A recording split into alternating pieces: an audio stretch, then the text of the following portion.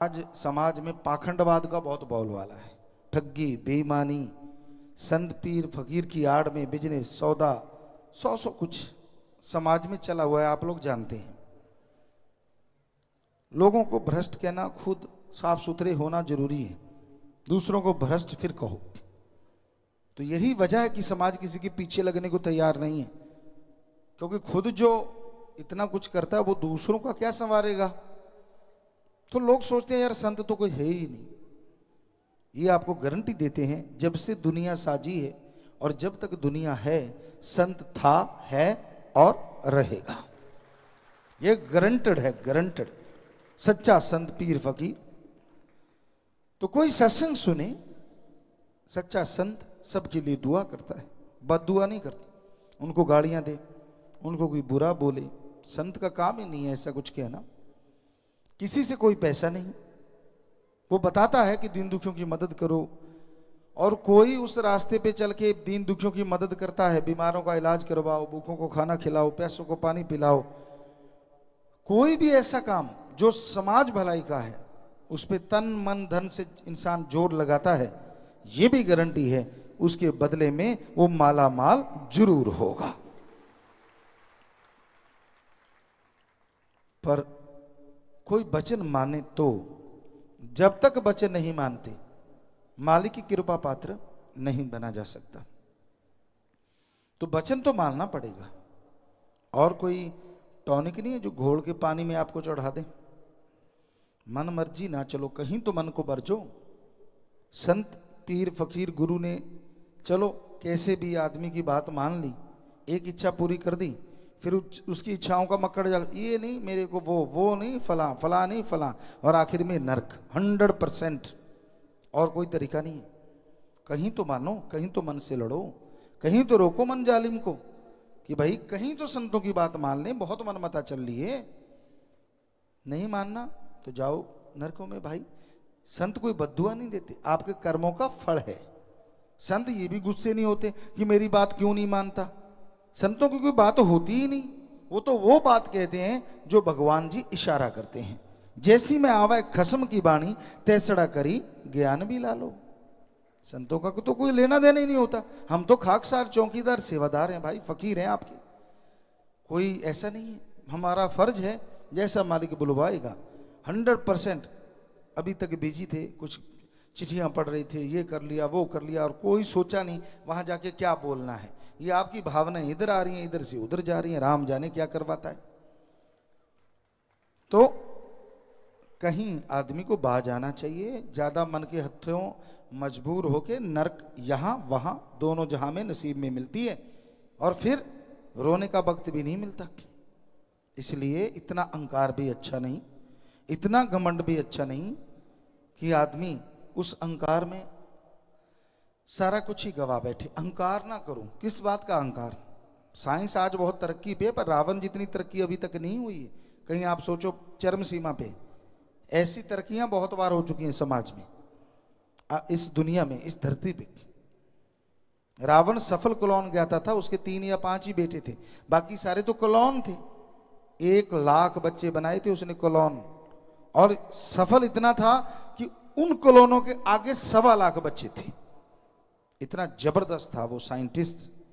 जब चाहता था बरसात, सूर्य की रोशनी के साथ साथ चंद्रमा की रोशनी से खाना बना लेता था, और एटम परमाणु तो उसके कंधे पे रहता था। आज है किसी के कंधे पे?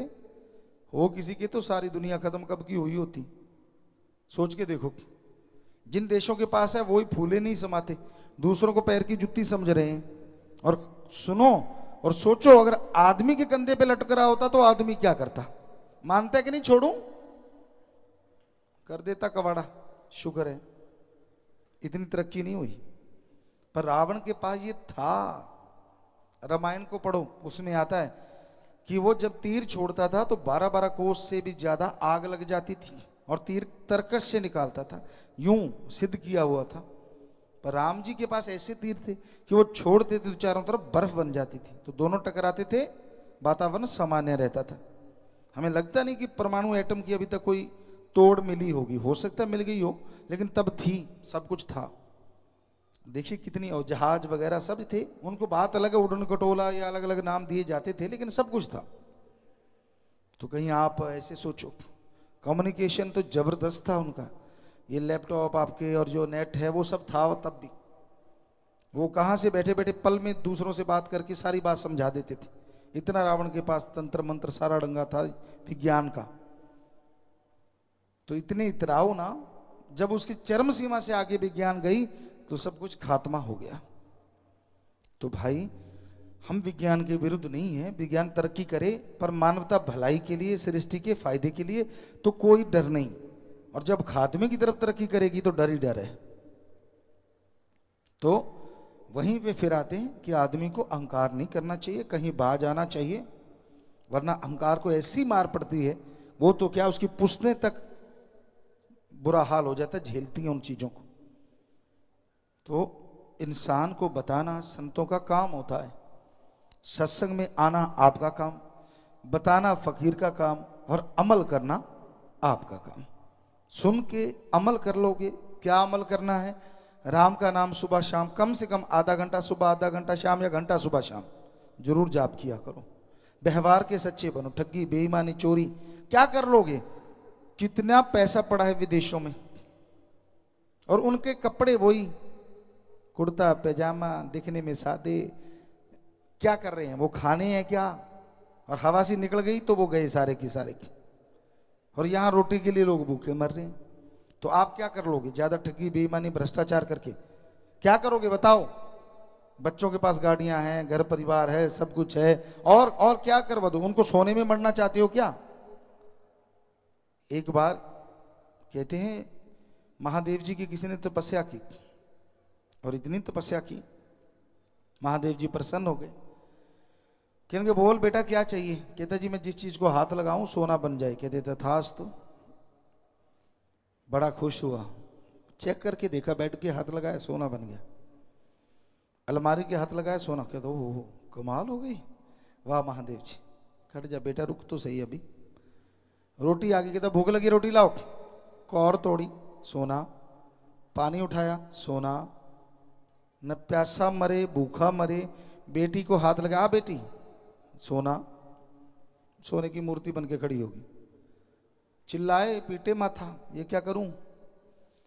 हाथ ही ना लगाए, डरता किसी को। दूर हो जो, दूर हो जो, दूर हो जो, दूर हो जो। लगा बड़ा सोना, बनाता नहीं। फिर पीटा, पछताया, फिर भक्ति इबादत की। फिर महादेव जी प्रकट हुए। कहता जी जरूरत ही नहीं, जैसा था मैं तो तेरा ही भक्त काफी हूं। तो आज ऐसे लगे हुए हैं लोग, बेटी भी बन जाए सोने की, बेटा भी बन जाए सोने का, और खुद का बोल गया पटाखा। डॉक्टर कहते हार्ट अटैक हो गया। वही 4 लकड़ियां मिलेंगी, सारे कपड़े उतार लिए जाएंगे, सस्ता सा लट्ठा पहना देंगे, और वो सारा पैसा जो तू 2 नंबर का छुपा छुपा के रखता गया खू खाते में, क्योंकि नंबर तो तेरे पास है, दिमाग में फिट है। सो भाई किस लिए पागल बने हुए हो? किस लिए? जरूरत के लिए चाहिए। हम नहीं कहते कमाओ ना, बनाओ जितना मर्जी, लेकिन पागल ना बनो। जीने के लिए कमाओ। कमाने के लिए अगर जीने लग गए तो रोबोट बन जाओगे, मशीन बन जाओगे, और जिंदगी दुखों से लवरेज हो जाएगी। आप पछताओगे, पछताने का टाइम नहीं मिलेगा। किसी का हक मार के ना खाओ, ठगी बेईमानी भ्रष्टाचार से। तो संत पीर फकीर तो बताते हैं मानना ना मानना आदमी की मर्जी है। आखिर भूख ये कहाँ मिटेगी जाके? और कमा लूं, और कमा लूं, और कमा लूं, इधर लगा दूं, उधर लगा दूं, यहां फंसा दूं, वहां फंसा दूं, और एक दिन खुद फंस के बैठ जाता, कहते ले निकालो मुझे। तो भाई बुरे कर्म कोई भी है वो आपको फंसाएंगे, कोई बात नहीं। एक कहावत है पंजाबी में, नच ले कुद ले टप ले, सिर तब पंजाली हेठ देने ही पैने। वो कहते ना बछड़ा होता है, पहले बैलों से खेती होती थी, आज भी कहीं कहीं बेचारे गरीब किसान करते हैं।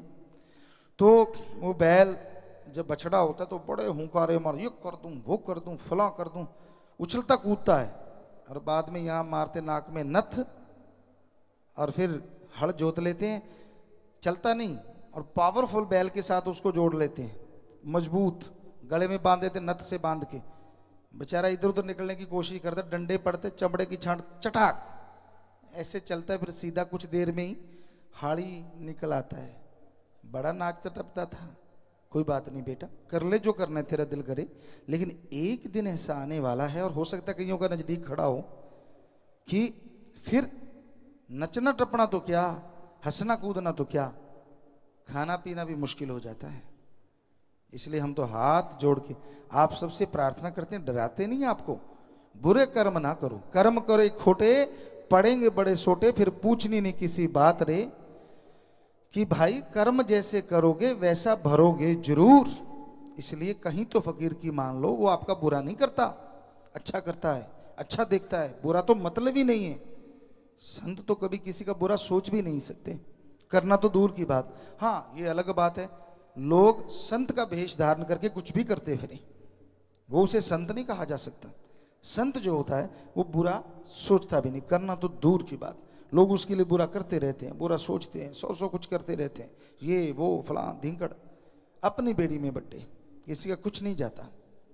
तो भाई सत्संग सुना करो, कलयुग का समय है, सुमरन घंटा सुबह शाम नहीं तो कम से कम आधा घंटा सुबह शाम तो जरूर किया करो। 24 घंटे में 1 घंटा क्या आप अपनी सेहत के लिए, परिवार के लिए नहीं लगा सकते? और गारंटी है इस घंटे का फल आपको कई गुना बढ़ चढ़ के जरूर मिलेगा। कोई पैसा नहीं देना, भगवान नहीं लेता पैसा पूसा किसी से, कोई चढ़ावा नहीं लेता। अरे कोई सोचे कि गुरुजी पता नहीं कितना पैसा इकट्ठा करते हैं, हम तो यहाँ नौकर बन के रहते हैं इस आश्रम का, मालिक जानी जान है सतगुरु। अपना कपड़ा भी, अपनी गाड़ी भी अगर कोई होती है तो उसको भी अपनी कमाई से होता है कि कमाई से ही लेनी है। और सब जानते हैं, जो सदब्रह्मचारी हैं या सेवादार हैं, उनको मालूम है दिन रात मेहनत करके ये आश्रम के लिए सब कुछ, क्योंकि इसके नौकर हैं अपने सदगुरु मौला के, और उसके नौकर बन के दोनों जहान के राजा से भी आगे हैं। इतनी खुशी वो मालिक देता है, सतगुरु देता है, उसके तो नौकर हैं ही हैं। आप सत्संगी मालिक की आंखों के तारे हैं, दिल के टुकड़े हैं। आपका भी अगर कोई नौकर है, हम तो उसके भी नौकर हैं, हमें कोई मान बढ़ाई नहीं है। ऊंचा इसलिए बैठना पड़ता है, ये मनोविज्ञान है। हमने विज्ञान पढ़ी, नॉन मेडिकल के स्टूडेंट रहे, विज्ञान को मानते हैं, लेकिन धर्म महाविज्ञान है। ये मनोविज्ञान कहता है कि बोलने वाला अगर ना दिखे तो सुनने वाले शोर मचाते रहते, जब तक वो दिखता नहीं, कैसा है, किधर है, कहाँ कहाँ, यूं यूं करते रहते तो पीछे वाले धक्का देते हैं, बैठ मुझे भी देखना है। तो इसलिए ये थोड़ा ऊंचा बैठना पड़ता है। और धर्मानुसार कहें तो धर्मों में ये लिखा है सभी में, कलयुग में सत्संग में आके जो बैठ जाएंगे उस दरमियान वो देवी देवताओं से भी बढ़ के होंगे, मालिक के प्यारे होंगे उस दरमियान। तो ऐसे मालिक के प्यारों के हमें दर्शन हो जाए ढंग से, इसलिए भी ऊंचे बैठते हैं। तो भाई और कोई हमें मान बढ़ाई का फाना नहीं है, कोई बड़प्पन जो भी कोई गाता है या बोलता है हमारे लिए, हम 1000 गुना उससे नीचे होते हैं, सवाल ही पैदा नहीं। तो वो मालिक है सबके अंदर बैठा, क्योंकि हमने कई बार रोक रोक के देख लिया, भाई मत बोला करो बेटा, हमें नहीं पसंद। आप गुरु से खुशी चाहते हो, हमें ये चीज़ें नहीं पसंद है कि भगवान अल्लाह राम, हाँ आप कहते हो गुरु जी आप में दिख रहा है, ये ठीक है, वो तो सब में दिख रहा है, हमें आप में दिख रहा है, इसमें तो कोई दो राय नहीं। तो भाई हमें कोई मान बढ़ाई पसंद नहीं। कहीं चाहते मक्खनबाजी लगा, गुरु जी आप तो भगवान, ना भाई भगवान तो तू है, तेरे अंदर दिख रहा है हमें तो। हाँ ये अलग बात है, तू कैसा भगवान है वो दुनिया जानती है। शैतान भगवान है या दयाल भगवान है वो तो सारे जानते ही हैं। जैसे तेरे कर्म है वैसा तू दिख रहा है, मतलब भगवान शैतान या दयाल नहीं होता, वो तो हमेशा दयाल है, पर तेरे को लोग कह सकते हैं कि तू कैसा है। तो इसलिए बुरे कर्म ना किया करो, मान जाओ पीर फकीर की, कहीं तो आदमी को मानना चाहिए कि ऐसा ना हो कोई ऐसा किनारा देख लो मानने की नौबती ना रहे। बाकी मर्जी आपकी भाई, हमें कोई डराना थोड़ी ना है। आप तो मालिक के प्यारे हैं, आप बहुत बड़े हैं, मालिक ने आपको दिमाग दिया है, खुद मुख्तियार हैं, इतने अच्छे नेक आप लोग हैं, हम थोड़ी आपको बुरा कहेंगे। ये तो अब मजबूरी है, सत्संग में बोलना पड़ता है कि समाज में जो बुराइयां हैं वो बुराइयां हैं, अच्छाइयां हैं वो अच्छाइयां हैं।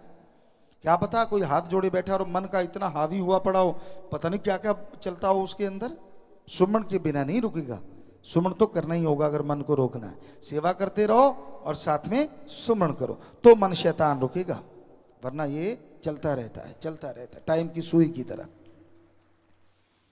तो प्यारी साथ संगतियों, हमारा फर्ज प्रार्थना करना, अर्ज करना, आगे प्रवान करना ना करना आपकी मर्जी।